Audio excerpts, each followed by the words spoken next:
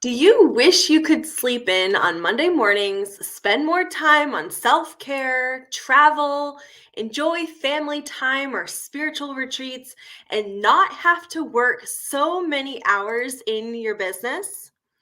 Well, hello, everybody. My name is Sarah Nicole Nadler, and welcome to Fierce Feminine Finance. I'm going to take a moment now to welcome everybody in the group. Let's see who we have with us on live today. Hello. Hi, Ben. Always lovely when your spouse is here to support you on live.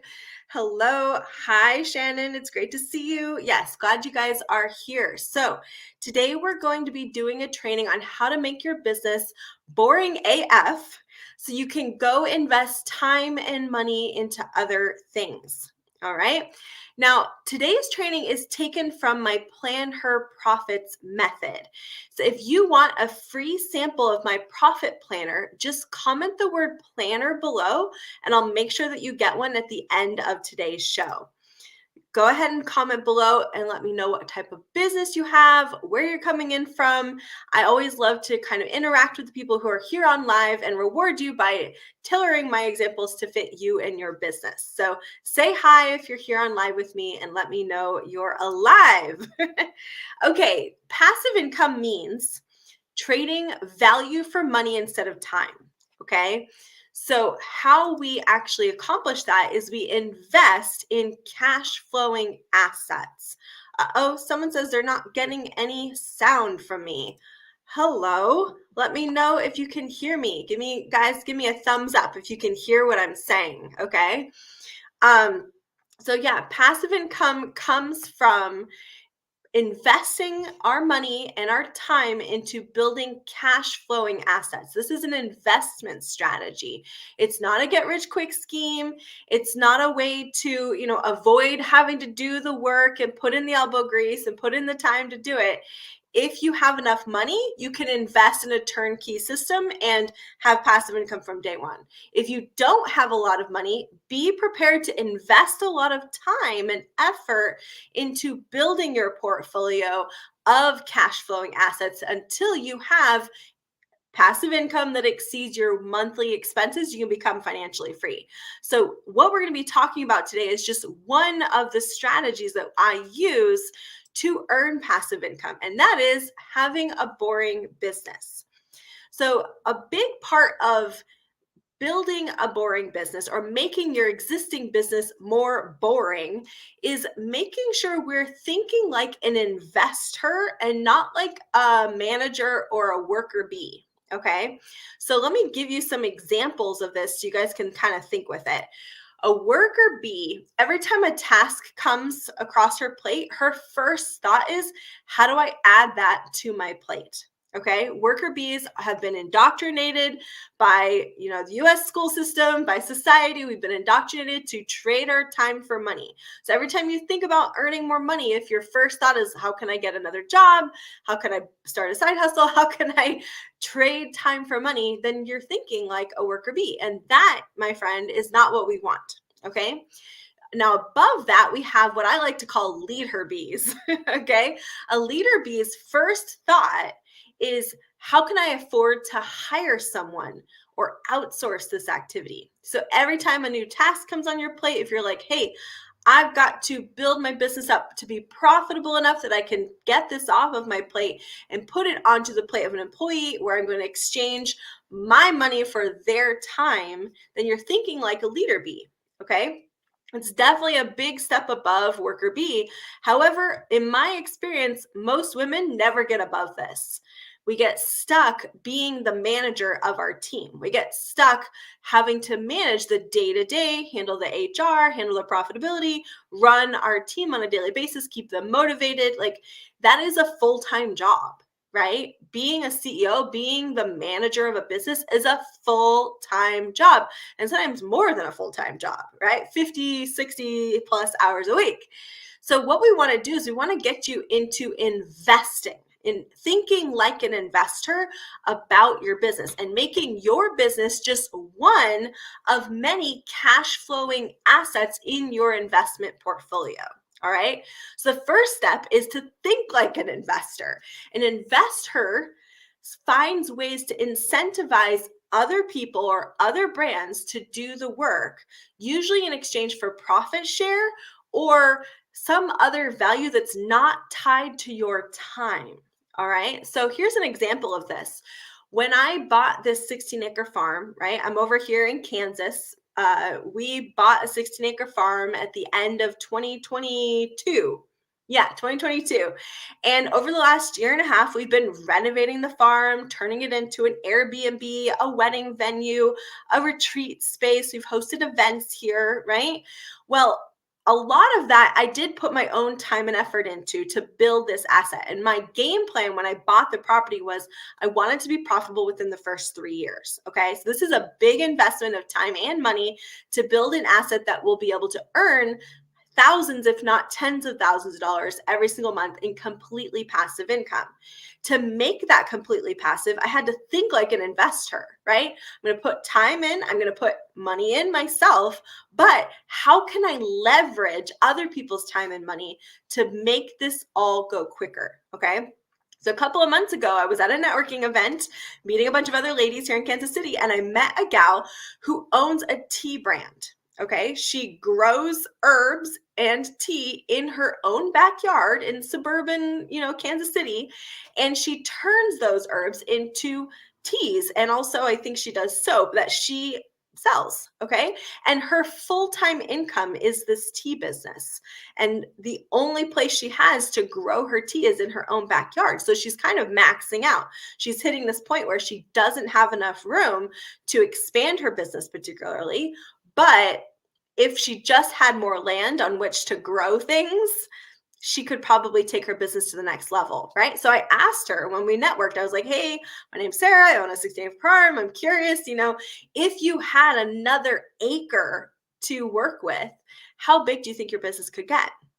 And she was like, like mind blown. She hadn't even thought of a whole acre. Like that's a lot of tea and herbs that you can grow. An herb garden that's an acre is pretty big. So she got pretty excited about that. We had her come out and tour the farm, and we came to this conclusion that yes, it would absolutely make sense for her to help us create this beautiful walking garden, which I can use for weddings, photo shoots, renting it out as just a family space, right? For like moms and people to bring their kids to come look at and all that kind of thing. And she wants to make the entire garden edible so that she can harvest from the entire acre of land and use it in her tea business. So this is a great opportunity because I don't know anything about gardening. I have like the blackest thumb ever. Every plant I touch dies. Okay. I'm not going to go out there and make a garden. Okay. Especially an acre garden. That's a big garden. So I don't want to do any of the work of building a garden, but I do own land, and she needs more land in order to expand her business. And she loves gardening. It's like her favorite thing to do. She would do it for free if she could. Right.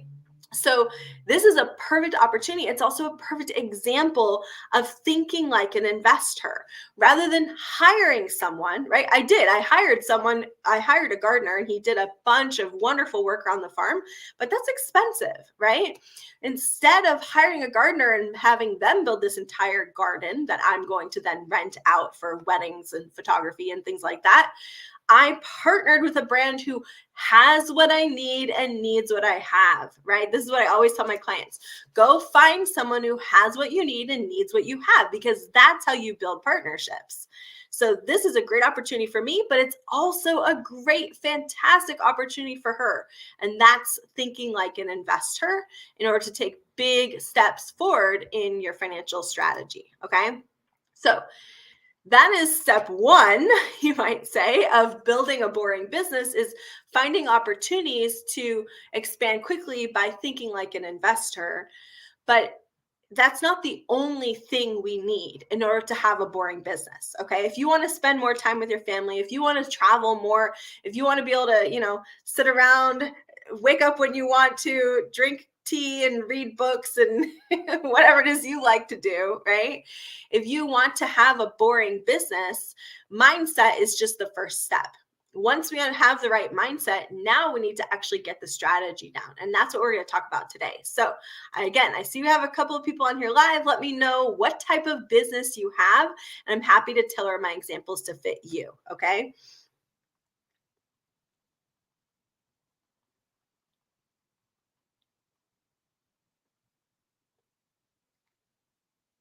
Okay, so let's start with the definition.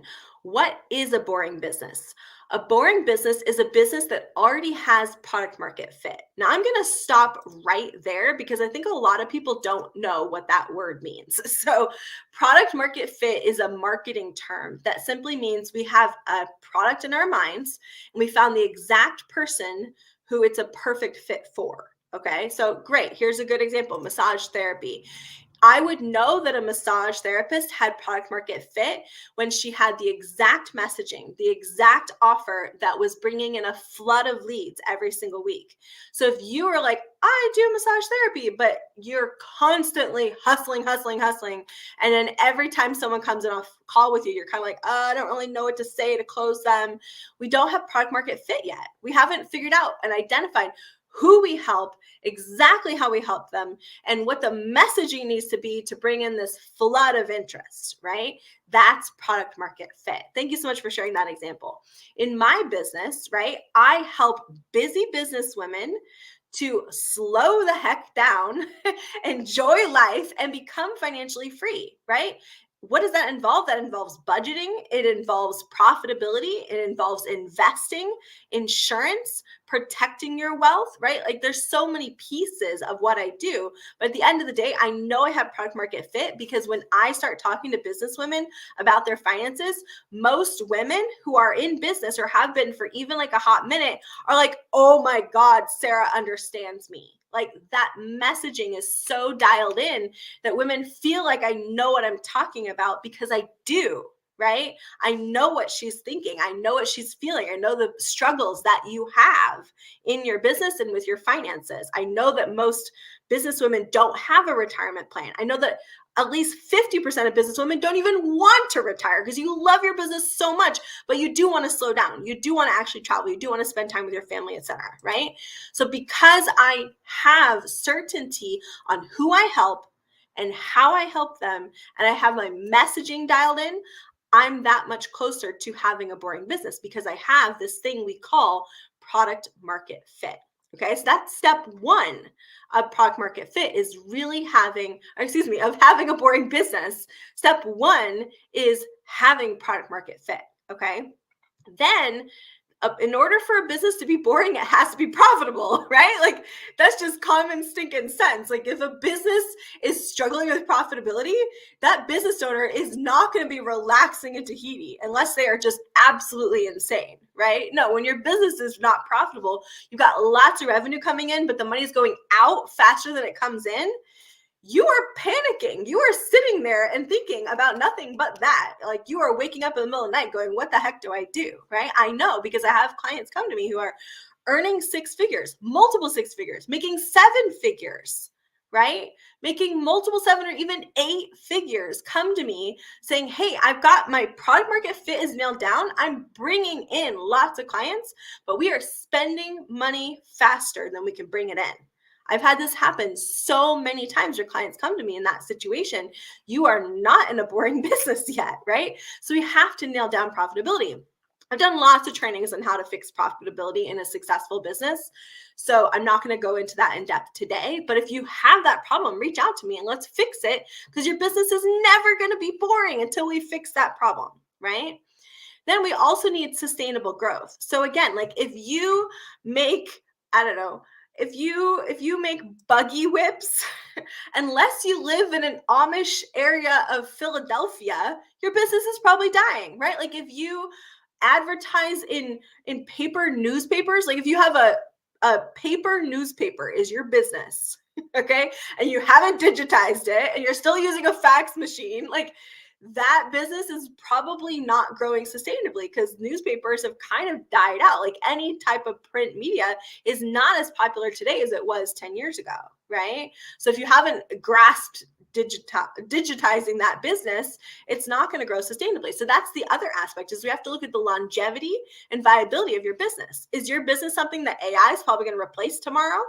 It's estimated that there's only about 16% of industries or businesses that are going to be completely replaced by AI in the next 10 years. But 16% is actually a pretty big number when you think about it. So if you're in one of those industries where you're like, we're quickly becoming outdated, then again, that's going to be a very difficult business to make boring. Okay.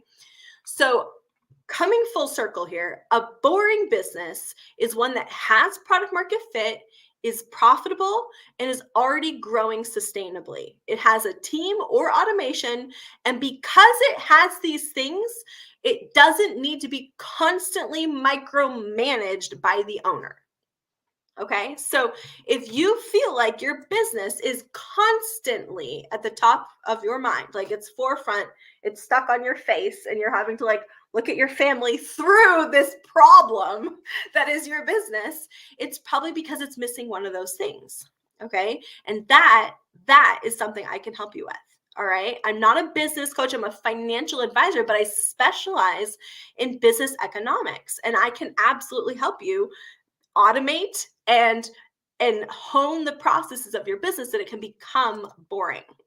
So let's take a big step back here, because there are two ways that you can add a boring business to your portfolio. Okay, because remember, we're looking at this as an investment strategy. I am not trying to help you get into a business that's going to consume your life for the next 40 years and then you'll just retire age 65. There's lots of people who want that. Those people are not my people. Okay. If that's what you want, more power to you. Go find a business coach. I am here to help you become financially free. And that means that your business is just one of the many assets inside your portfolio. And in order for that to be the case, it has to be boring, right? So there's two ways we can add a boring business. One, we can buy a boring business. One of my favorite content creators on the subject of buying boring businesses is Cody Sanchez, and she created this thing she calls the SOWS formula. So the SOWS formula is how you identify businesses that will be easy to make into boring businesses. Her SOWS formula, just to kind of cover it in brief, is you want businesses that are stale. So think like plumbing companies. Highly important, been around forever, but they're probably still using a fax machine to contact their customers, right? Like that is a stale business. It's been around forever and it hasn't innovated very much. It hasn't automated anything. Old is point two. When you go to buy a business, you want an old business. The older that business is, the longer it has survived. It's survived pandemic. It has survived 2008. It has survived, right? Like depending on how long it's been around, maybe it survived the last pandemic and Spanish flu or whatever. Like the older the business is, the more it has stood the test of time, the more likely it is it's going to be easy to make that business boring. Okay. Number three, you want weak competition. You don't want a weak business, you want weak competition. So doing competitor analysis when you go to buy a business. Same thing when you're looking at your own business. If you're trying to make your business super boring, but all of your competition kick ass when it comes to marketing and sales, you're going to struggle a little bit more than the business that has really, really poor competition. Okay. And lastly, is it simple? Is it a simple business? Like if it's got all the bells and whistles and the doohickeys and the wah, wah, wah, wah, wah, and there's tons of products and tons of services that it sells, it's just going to be harder to make that boring. It's not to say that you can't, but it will be more difficult in direct ratio to how much complexity there is in the business.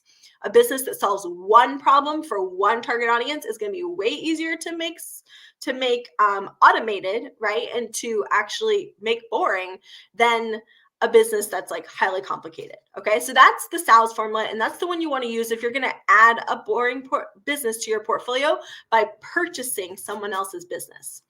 Now, if you have the cash for that, it's a great strategy. But what if you already own a business like I did, right? Is it possible to make your existing business that you're currently working 40 or 50 or 60 hours a week in and turn it really, really boring AF? Yes, it is. Yes, it is. It's absolutely possible to take your existing business. It feels really hard and complicated, but it's not. We can absolutely make it very, very boring. So now that you understand the definition of boring and all the kind of moving parts of it, let me show you some strategies. I'm going to teach you 2 strategies today for how to make your existing business more boring. Does that sound like fun? I'm going to pause here. Give me some ones in the chat. I'm not going to go on unless you guys actually want to learn about this. Give me some ones in the chat if you're like, yes, I totally want to learn how to take my existing business and make it way more boring so I can travel, I can spend more time with my kids, I can do other things. Like this morning, I went for a beautiful walk outside. I enjoyed the hoarfrost and how sparkly and beautiful it makes the world. And I got to read a really good novel over a cup of tea before I actually got to work. This coaching call is in 1 o'clock in the afternoon, right? So plenty of time for me to do things that I love. Good. Okay, we've got some ones. So let's get started here. So I'm going to teach you how, just 2 strategies, 2 ways that we can make our business, our existing business, way, way more boring. Okay. So the first thing you can do, let me know if you can see my screen. Is that coming through? Okay, it is. Good. The first thing you can do is you can flip the script on your business model. So for example, massage therapy, you have a service-based business, just like I did back when I had my wedding business, right? The last business I sold before I became a financial advisor was a wedding professional. Okay, I planned people's weddings for them. And I did that for many, many years and I loved it. But just think, right? Like working 15 plus hours every time there's a wedding. So usually on the weekend. And then during the week, just like fielding phone calls and coordinating vendors, like it was a lot of hustle. And there's nothing you can do to automate that. Like I can't automate being a virtualist. I can't automate being a wedding planner, right? Like, so instead, in order to make that business more boring, and increase its revenue, although I didn't know it at the time, I decided to create what we call a signature program. So I'm going to get out of the way so you guys can see what this looks like. A signature program is a combination of things a client needs to learn and action tasks they need to implement in order to achieve the specific transformation that you offer. So just in my example, right, I went from personally offering done for you wedding planning for thousands of dollars, right?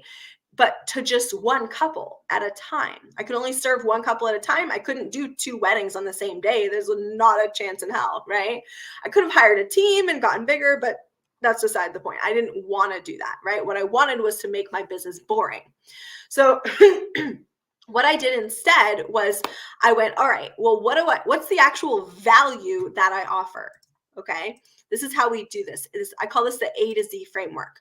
What is the actual value that I offer? Because remember, passive income is when we trade value for money instead of our time. So I was trading my time. I was giving away my time in exchange for thousands of dollars to one couple. And because I had done that for years, I knew how to plan a wedding. Like I had the checklist, I had my own like operational basis that I followed to get a really good result and get that 5-star review at the end and have wonderful photos that I could use to promote to the next couple, right? So I want you to answer this question for yourself. I have a proven methodology that solves blank problem for blank people. So what problem do you solve and for who? So for D, right, as a massage therapist, like, is it back pain? Is it just overall health? Like, what is the problem that you can solve and for what type of person, right? There's probably specific demographics or psychographics that make someone a perfect fit for your offer. Now, sometimes people get too obsessed with the demographics. Like, I only help women ages 15 to 25, right? Like, you're really leaving a lot of money on the table when you go with that demographic, right? Because there's like tons of other people who could see a massage therapist, right? But instead of thinking entirely of demographics, right? Maybe we just say, hey, people within a 5-mile radius of me, because I don't want to travel further than that. Okay, that would be a good demographic for a massage therapist, right?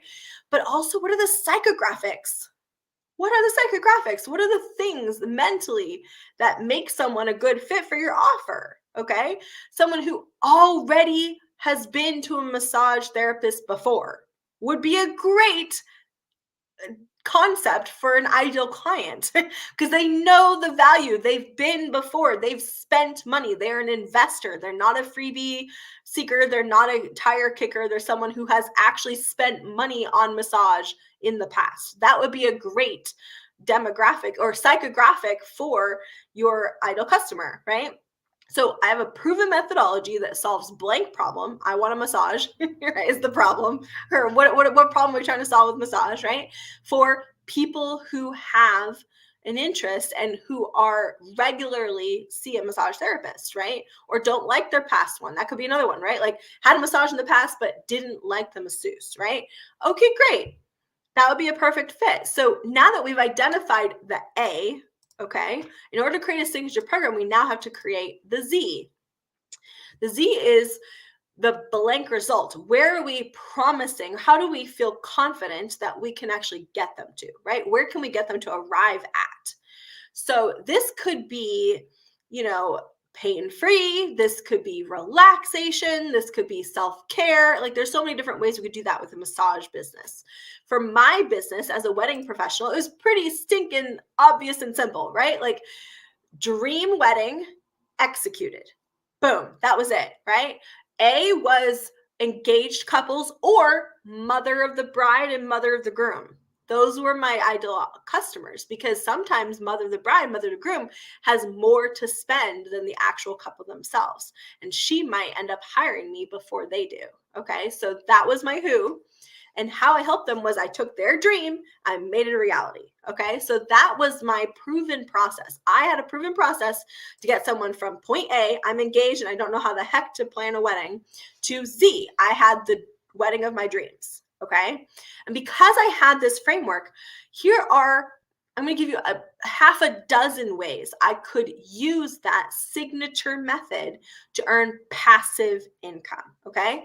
Number one, I could package it up into an online course and sell it to engaged couples who can't afford a wedding planner, but are willing to do the work themselves. Okay. I did that. And because I did that, I got a bunch of people all in the room at the same time. And I only worked for 4 hours a week instead of 60. And I made the same amount of money. And the first time I ever tried it, I made the same amount of money as I had for the whole month, right? Doing one-on-one wedding planning. And then after subsequent times I did it, I started to make more money doing that model than the old done for you model. Okay. So that's a great strategy. You can also package it up into an online course. You can also package it up into a coaching program. There's a multitude of ways you could package it up into a digital product, but that's not the only way. Okay.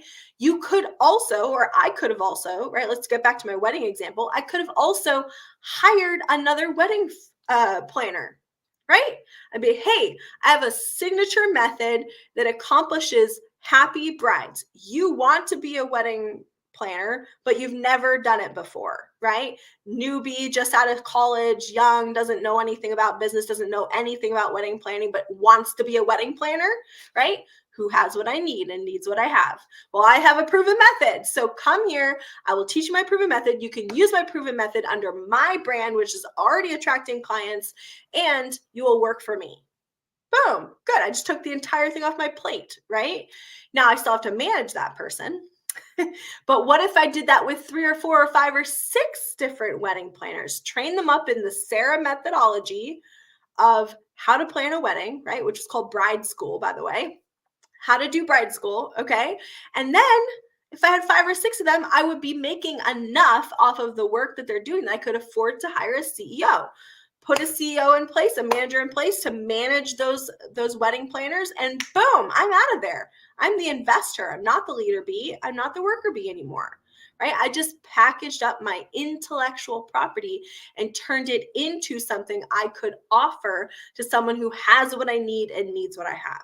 This is how we build boring businesses, okay? Whether you automate it and turn it into a digital product and sell it that way, or you make it into a framework that you use to attract the right types of employees. And then once you have enough of them, you put a manager in place and boom, you go on to your next thing, Okay. This is how we do it. Comment in the chat. Let me know if you're getting this. Let me know if you feel like, oh, wow, aha, I totally get how I could apply that. And if you're not sure, you have questions, you're like, I don't really quite see how this would work for me and my industry. Again, comment below, let me know, and I will absolutely help you identify how we can apply this in your business. Okay. But this is how we start building cash flowing assets that become a portfolio that supports our lifestyle, our dream lifestyle. Okay. What is your dream lifestyle? Just a couple of years ago, I was living in a city that was going nuts. Okay. Portland had riots, fires, pandemic, and then they legalized all hard drugs all in the same year. And I was like, F this, get me out of here. It was insane. I wanted nothing to do with it anymore. I didn't like city life. I definitely don't like drugs. I did not enjoy rioting, and it hurt to see all these people suffering around me. When you want to uplift your life, the last thing you need is to be surrounded by people who are suffering, right? You need to get into a room where people are a step ahead of you so that you can actually elevate your life and turn around and help those people to get up to where you are, right? That's being responsible on a worldwide scale. So my dream was to live in an off-grid farm, have an online business that I only had to work 20 hours a week, right? I envisioned this dream lifestyle that I wanted, and then I crunched the numbers. What's my freedom number? If you guys have been to my 3-day challenge, you know a freedom number is how much passive income you have to be earning every single month to never have to work another day in your life unless you want to. Am I at that point yet? No. But I'm a heck of a lot further along than I was 3 years ago. And I'm only a few years away. If things continue the way they are right now, I'm only a few years away from financial freedom. And I'm only 35 years old. Okay. I do not have to wait another 30 effing years to retire in the old barf old style of retirement. Okay. This is how we do it though. We build a portfolio of cash flowing assets in the direction of financial freedom. So first you have to know your financial freedom number. What's your freedom number? I'm not going to tell you what mine was. It's probably a little bit inflated compared to some people's, but I wanted a certain lifestyle and I costed out. What is it going to take for me to live that lifestyle? And today I'm pretty much living that lifestyle, right? I work probably a few more hours a day than I would want to if I was completely financially free, but I love what I do. Okay. So that's what I want for you guys. And that's why I created this training. So you can see that it's possible. You can see the road ahead of how to get there. All right. So I haven't seen any questions come through. So I'm going to move on to the next step of our training today. Once you've identified your A to Z framework, you have a proven methodology that gets people from A to point Z, right? Now we need to map out the milestones. What are the big significant changes that have to take place in your customer to get them from A to Z? Because those milestones are the places where we either need to plug in a team member, virtual assistant, outsource something, or hire someone, right? And they're also milestones where we want to look for opportunities to automate things using automated selling systems, using AI, right? There's so many opportunities today. In 2024, there's so many opportunities to plug in support at these different milestones, but we have to have those milestones mapped out. So what I do when I'm mapping out my milestones is I ask myself at every point along this journey, where does a change happen? Okay, so I'll give you some examples, right? Let's say you have, again, I've only got one example in the chat, so let's just keep using D. D, along the way, let's say you were promising to take someone from like stressed out and achy to go, hey, if you follow my XYZ framework, right, I know I can get you to the point where you are no longer stressed on a daily basis. You have tools in your tool belt to handle stress, and you feel like self-care is a regular thing for you. Right? Like, let's just say, for example, that was the Z you were trying to get somebody to. If you already have your Z worked out, put it in the chat and I'll use that instead. But let's just say that is where you're trying to get someone as a massage therapist from A to Z. Okay. Well, some of the milestones along the way would have to be some mindset work, maybe some stretching, maybe some, a certain number of visits to a massage therapist in order to make sure that they worked out all the kinks, right? I don't know about you, but just going once doesn't always work for me. I need to go multiple times. So yeah, reduce chronic pain. Thank you. Thank you so much for giving me this example. So if I was trying to get someone from I have chronic pain to no longer having chronic pain, right? Like that would be your A to Z framework. If you could do that along the way, maybe there's diet changes. Maybe there's hormonal things that need to occur. Maybe there's certain tests that need to be done in order to ensure that we can rule out different causes, right? Maybe they're stretching, maybe they're right. Like there's probably different milestones along the way. And so at every milestone along the way, I want to ask myself, what is the end result of that milestone? I take someone from not really sure how their nutrition and dieting is contributing to their chronic pain to boop, now fully educated and totally aware, right? Unaware to aware would be the milestone, right? I'm not necessarily changing their diet, but I'm making them aware that their diet could be affecting them. Good. That's a change that could be completely gotten through digital, videos or a downloadable PDF. Like that's something we could totally automate. Now, the steps like actually go see a masseuse, a massage therapist, and spend 2 hours on her table. That's not something we're going to automate. That's something we have to plug in a team member, or you know what I mean. But again, we could outsource if we want. We could have contractors who we contract that work out to if you didn't want to do it anymore. If it's the part of your business that you love, like for me, the coaching, I will never ever outsource the coaching. I love the coaching. That's my favorite part of my business, right? If that's the part you love, then great. You take on all of that hat and you outsource and offload all the other hats.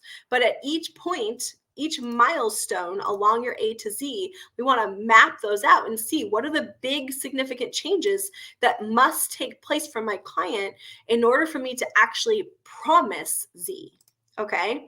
And then once we've got those mapped out, we do a SMART audit of each one. SMART stands for, is that milestone specific, measurable, actionable, relevant, and time-based? So when we use the SMART audit for each milestone, it makes it possible for us to easily sell this offer because we have gotten specific enough that we can make specific promises of what their life will look like after each milestone in your program or in your framework that you're selling, right? By making it measurable, that means that we can show before and afters. We can have testimonials. We can prove to people that we get the results we say we do, right? Same with making it actionable. That gives people hope, right? If you get when was the last time someone just brain dumped a bunch of stuff to you? You ever had just watched a whole YouTube video or taken an entire online course, at the end you're like, I have no idea where to start. I have so much information in my head. I have no idea what actions I should take to implement this. You ever had that happen? It is painful. It's actually overwhelming. It makes your energy feel like it's draining out of you. So that's not what we want, obviously. That's going to make your program very difficult to sell after a while if it's not actionable. Okay, same with making it relevant. If you have A to Z framework where you're going, hey, chronic pain to no chronic pain, and then over here you're like, by the way, buy my software that is meant to improve your car. That's so not pertinent to what we're talking about. So every milestone needs to be relevant to Z, and we need to be able to explain to our audience clearly how that milestone relates to Z. So for example, for me today, right, I'm talking all about boring businesses, but I keep relating it back to finance because I don't want to be known as a business coach. I don't want to help people with business coaching problems, right? I want your business to just be one asset in your portfolio, right? That's what we're trying to accomplish here. And we want to do it in a way that your business isn't constantly pulling you back into it. And that's what we're trying to accomplish with this training, right? So see how I make that relevant to the overall message of Z is where we're trying to go. And lastly, time-based. when we set that expectation of how long a milestone should take, right? How many times have we gone into a diet program or purchased an online course or, right? There's so many opportunities, so many examples, sadly, of this in the world where we buy something or we start something and the person selling it was not honest and upfront and transparent about how much time it would take to accomplish something. The other day, I bought a little baby online course about Pinterest because I've become very interested in Pinterest. I use Pinterest all the time as a user, and I've heard again and again and again from multiple bloggers that it's a great way to drive traffic to your blog. And I have a blog, so I was like, hey, I should really learn this. Well, I love this Pinterest course that I bought because the woman was super upfront and transparent and honest about the fact that you should expect to see no stinking results for the first 90 days. And then all of a sudden there should be a pop. Like, 90 days of the Pinterest algorithm just kind of making sure that you're not a scam. And then all of a sudden you should start to get traffic to your. And so, I was like posting 5 pins a day, just like she said, 5 pins a day for the 5 days that I work. I don't obviously pin on the weekends, but like that's 25 pins a week. And I was like, okay, yeah, that takes me about 20 minutes to make 5 pins and pin them. 20 minutes a day for 90 days. I can do that and have no results and still be okay because I had that expectation. Whereas if I had not had that expectation, after usually about 3 to 4 weeks, if I've tried a marketing strategy and it's getting nowhere, I usually am going to give up. I'm going to be honest with you, right? So setting those expectations of what is the time expectancy here is super important when we're creating a signature program. It's important for the results the clients are going to get. It's important for you to be able to predict your profits because you can tell when people are going to get a result, right? And then you can either upsell them or you can ask for that testimonial at the right point. It's so important to make each milestone time-based.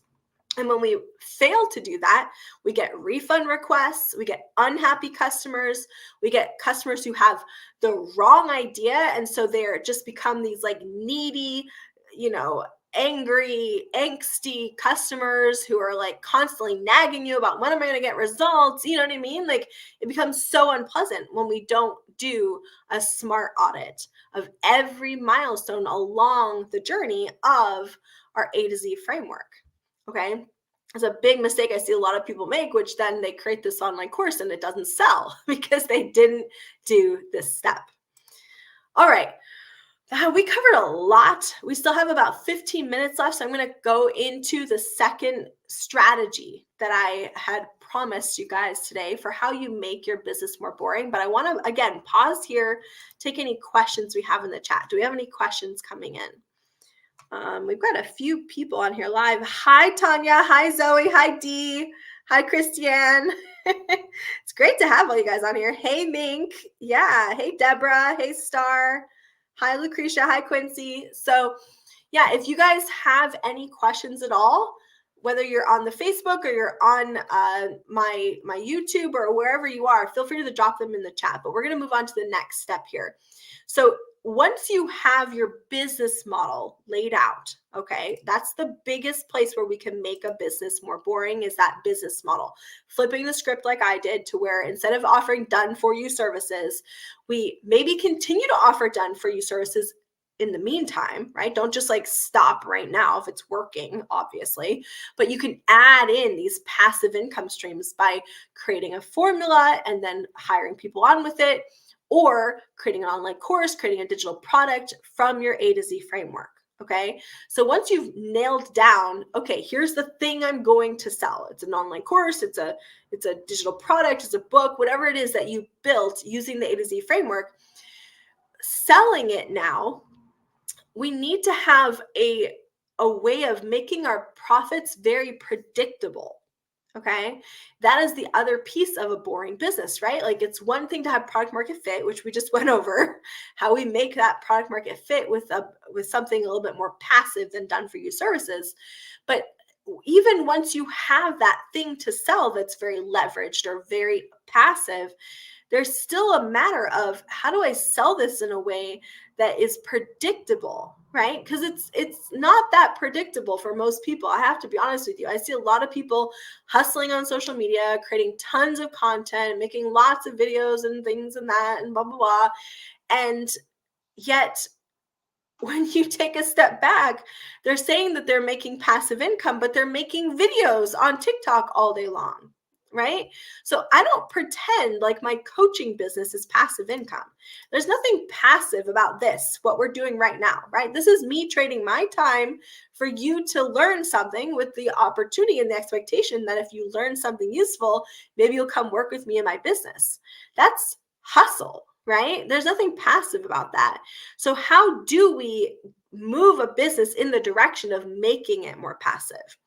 The way we do that is by making our profits very, very predictable. Okay.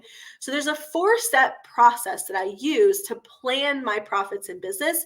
And the longer I have gone doing this, the more my profits have become predictable and the less time and effort it takes for me to attract clients and get consistent sales.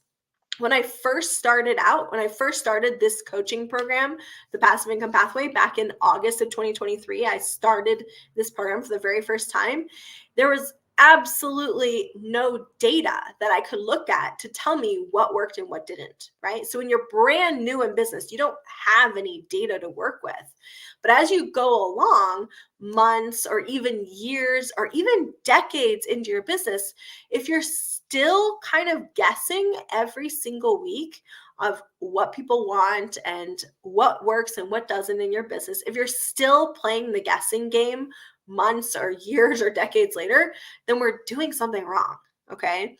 So I'm going to show you this 4-step sequence that I have used to help my clients earn more profits predictably in their business, and the process I'm using right now in this business, as well as our wedding, venue that we bought, to actually make those profits very, very, very predictable and very easy to actually make happen without you hustling. Okay. So the first step of the Plan Her Profits method is to set BHAGs. A BHAG is a big, hairy, audacious goal, if you aren't familiar with that term. So when we set a BHAG, we want it to be something that is like outside the realm of possibility, something that is big enough that it's inspiring to you, it's motivating. If your goal is like, I want to have 10% growth this year on year, okay, well, if you're making like millions, maybe 10% is a BHAG. But if you made like $5 last year and you're going to make like $5.50 this year, that's not really a BHAG, right? We want to make your goal big, make it inspiring, make it something that really motivates and makes you feel like you want to get up every day. Okay. Inside my Plan Her Profits, inside my profit planner, I actually have this great quote from one of my favorite experts on the subject of mindset, which is Napoleon Hill. He says, first comes thought, then organization of that thought into ideas and plans, then transformation of those plans into reality. The beginning, as you will observe, is in your imagination. So in order to make a business more profitable, right, the first question I always ask when I get on a call with a 6, 7, 8 figure, or even just a brand new, just starting out entrepreneur, if you're struggling with profitability, my first question is always, what's your goal? What's your income goal? And it's crazy to say this, but like I would say 7 out of 10 don't have one. They haven't actually named the goal. And I know that sounds ridiculous, but that really is the first step. You have to, right? First comes thought. The beginning, as you will observe, is in your imagination. We have to imagine the number that we want to hit so that we can work backwards from that and figure out what to actually do to make it happen. Okay. So that's the first step, is to set goals the right way. The next thing is to do a strategy, choose a strategy to get you there. There are so many strategies out there. You can use social media, you can use offline networking, you can use paid advertising, you can use organic content marketing, you can use blogging. Like there's so many strategies out there. And what I see a lot of is people going from one to the next, to the next, to the next, to the next, and they don't just stick on one long enough for it to actually be effective. So what I like to do and what I recommend to you is to create what I call a strategy plan, a strat plan, and write on it your big power moves. Okay. What are the big milestone moves that have to happen to get you from where you are to Z? Okay. So, for example, I launched this new coaching offer in August of last year, right? Going a little bit of a pivot from where I had been before as a coach. And inside the passive income pathway, I was like, all right, I want to hit my first 6 figures as a coach this year. That was 2023. That was my goal. I want 6 figures in revenue. That's cash in my pocket, right?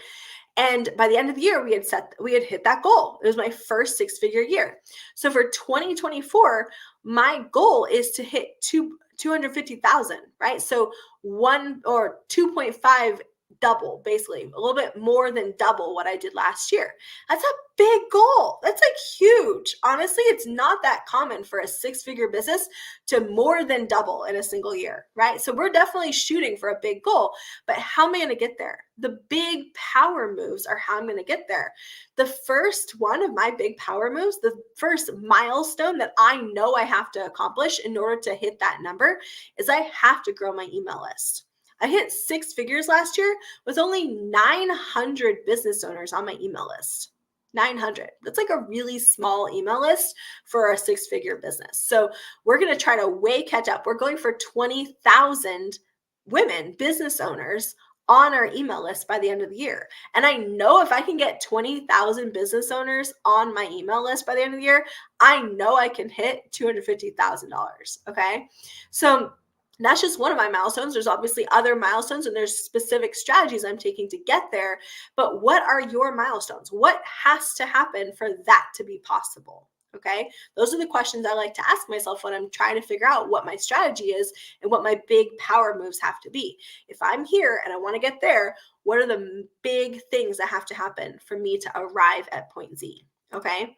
So that's strategizing. And that happens at the beginning of the year.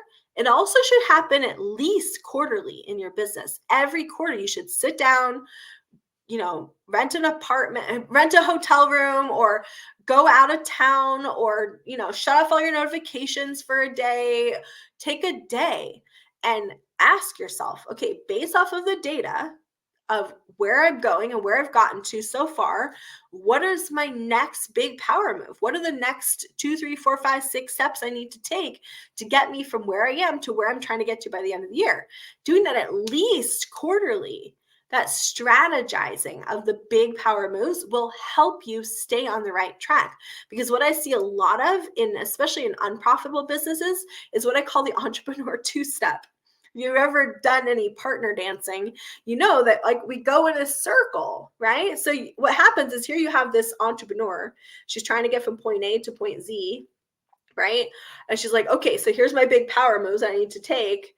If she forgets to focus on the big power moves, what happens?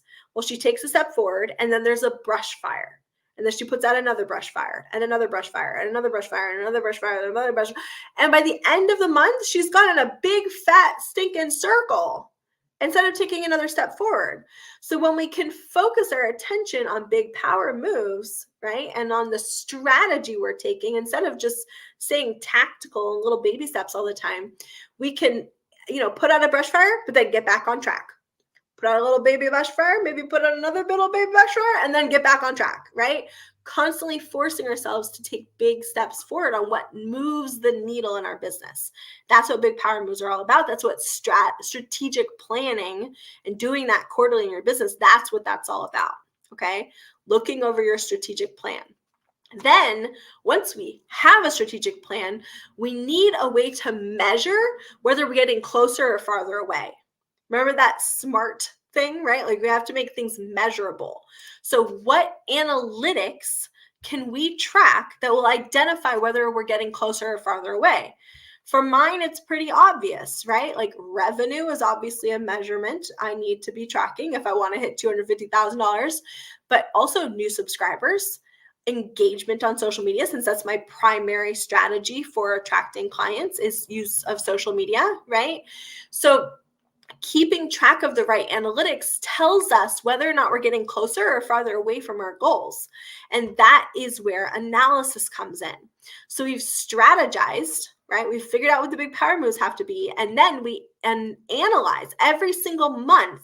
You should be sitting down and analyzing in my business. Where am I at? Am I getting closer to my numbers or farther away?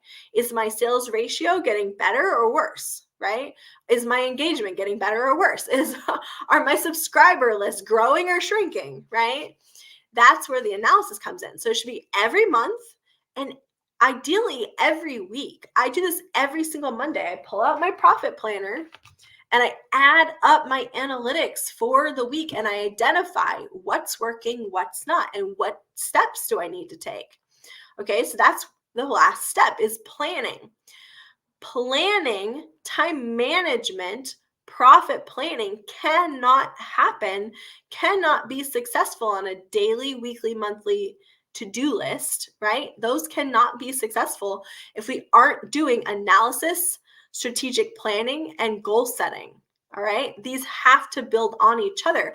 And when any one of these four pieces is missing, we don't have a business that we can keep track of.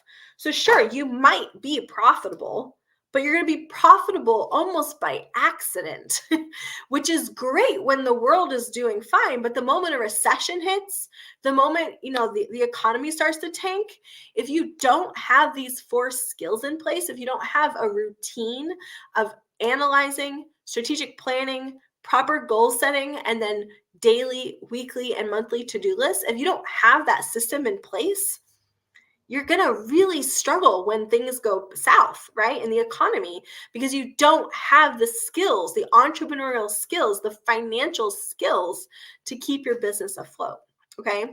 So if you want your business to be more boring, spend more time in planning your profits and less time in execution. Okay, that's how we make a business boring, because all of this takes maybe an hour a week at the most. Whereas all the executing in the world, you have like this great idea and then you go and you execute it yourself. And then you have another brilliant idea and you execute it yourself. That takes 60 plus hours a week and you're chasing your tail the whole time.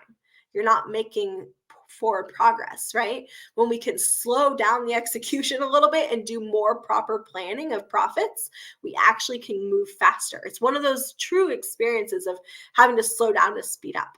Okay. So thank you guys so much for coming on with me today. I'm going to skip ahead here for a moment and just say I do have a monthly intention setting, goal setting, and profit planning session I do every single month. It's absolutely free. It's on the 3rd of every month. And the 3rd of February is going to be this Saturday. So if you guys want to join me, it'll be Saturday at 11 a.m. Central. It'll be going live.